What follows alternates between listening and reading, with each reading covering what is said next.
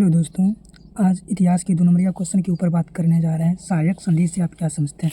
आइए थोड़ा समझने की प्रयास करते हैं। सहायक संधि किसे कहते हैं? देखिए, सहायक संधि का अर्थ होता है 2 आदमियों के बीच में कुछ संधि होना, कुछ मित्रता होना, कुछ शर्तें लागू करते हैं, उसी को सहायक संधि कहते हैं।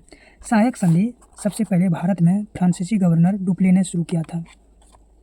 उसके बाद अंग्रेज गवर्नर एक व्यक्ति आया था जिसका नाम था लॉर्ड ब्लेजली।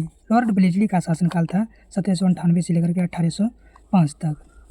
इन्हीं के बीच में उन्होंने सहायक संधि की शुरुआत किया था। सहायक संधि भारत के राजा और अंग्रेज के बीच हुआ था।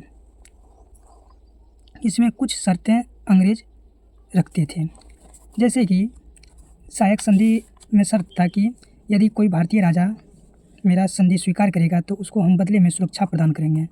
कोई बाहर से कोई आक्रमण करेगा तो हम उसके खिलाफ लड़ेंगे।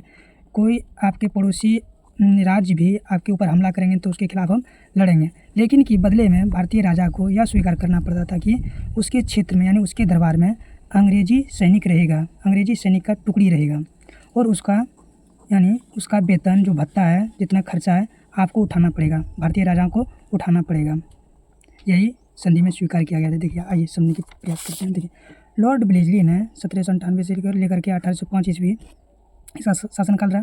लॉर्ड ब्लेजली ने भारत में ब्रिटिश शासन के विस्तार के लिए सहायक संधि नामक एक नीति शुरुआत की, जिसके तहत भारतीय शासकों को ब्रिटिश सेना को अपने क्षेत्र में रखने की अनुमति दी गई।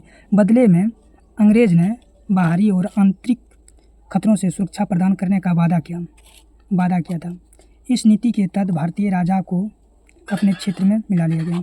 इस नीति के तहत भारतीय राजाओं को अपने क्षेत्र में मिला लिया गया था।